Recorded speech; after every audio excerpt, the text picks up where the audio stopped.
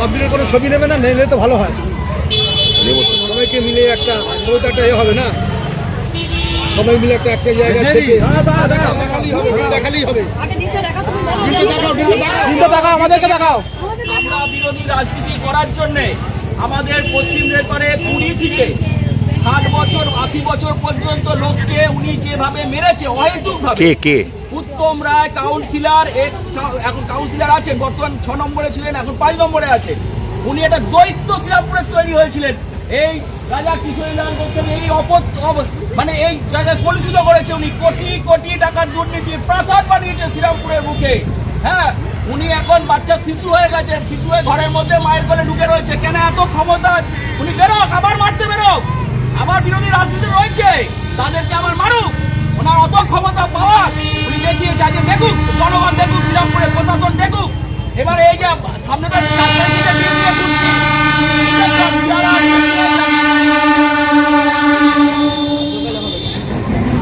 4 তারিখের পর থেকে পিয়ারা ডিম নিয়ে ঘুরছি। আমি ওনাকে কোথাও দেখতে পাচ্ছি না। হ্যাঁ, যে বিরোধী রাজনীতিও করতে হয়, উনি আবার বিরোধী রাজনীতি করুক, ওনার হিম্মত থাকলে করুক। আর পাচ্ছি না বলে ডিমগুলো নিয়ে ডিমগুলো তো নষ্ট হয়ে যাবে। এই জন্য ডিমগুলো ওনার মিউনিসিপালিটি যেখান থেকে লুট করেছে, উনি চুরি করে প্রাসাদ বানিয়েছে কোটি কোটি টাকা।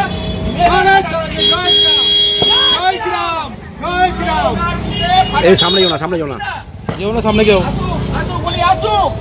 মিউনিসিপালিটিতে আসছে না কেন?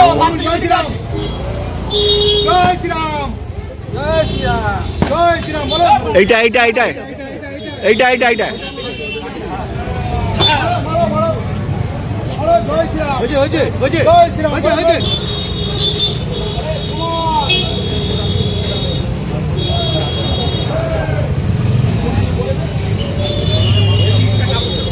আমি কিছু বলি।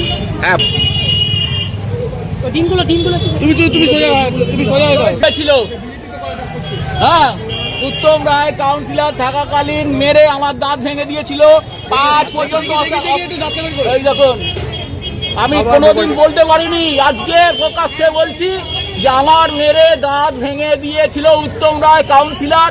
25 থেকে 30 জন বাইক বাহিনী নিয়ে শ্রীরামপুরের মুখে ঘুরে বেড়াতো। আমায় মেরে আমার কারণটা কি? কোনো কারণ নেই। উনি মস্তান। আমরা বিরোধী রাজনীতি করতাম, বিয়াল লিখতে দেয় না। আপনার 20 সালে, আপনি 22 সালে যখন আবার দেখুন, সমরেশ রায়কে জিজ্ঞেস করুন, ওনাকে ওনার স্ত্রীকে অত্যাচার করেছে, ওনাকে কাউন্সিলরশিপে থাকাকালীন অত্যাচার করেছে। আমরা হ্যাঁ, সেই সাহস আমরা পাইনি। এখন পেয়েছি। আমরা থানায় গেছিলাম, থানায় গিয়ে অন্য অফিসার বলছে যদি আপনি যান, ওনাকে তখন থানায় বলতো কেলো সোনা। এত সোনা উনি পরে থাকতো, বলতো কালো সোনা। এটা কত সাল? এটা 12, 13, 14 এরকম 12, 13 সাল। কালো সোনা বলতো। এক ICI, একটা সাব ইন্সপেক্টর বললো যে ওনাকে বলা হয় কালো সোনা, উনি এত সোনা পরে থাকে, আপনাকে সোনার কেস দিয়ে দেবে।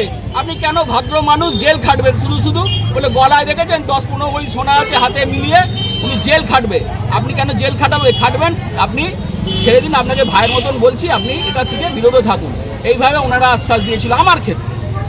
আমি এক অফিসারের সাথে কথা বলেছিলাম, তখন ওই টাইমে বলেছিল যে আপনি চলে যান, নাহলে আপনাকে চুরির কেস দিয়ে আপনাকে জেলে ভরে দেবে। উনি তখন ওটাকে থানায় অভিযোগ দিতে চাইনি। মানে ওই অফিসার বললো ভালোর জন্য আপনাকে আমাদেরকেই আবার তুলে নিয়ে আসতে হবে, তুলে নিয়ে এসে জেল খাটাতে হবে। এখন অভিযোগ তো করেছি, অভিযোগ করেছি, সেই অভিযোগ আমাকে বাড়ি থেকে ছেলে পাঠিয়ে তুলে গেলে আমার এখানে।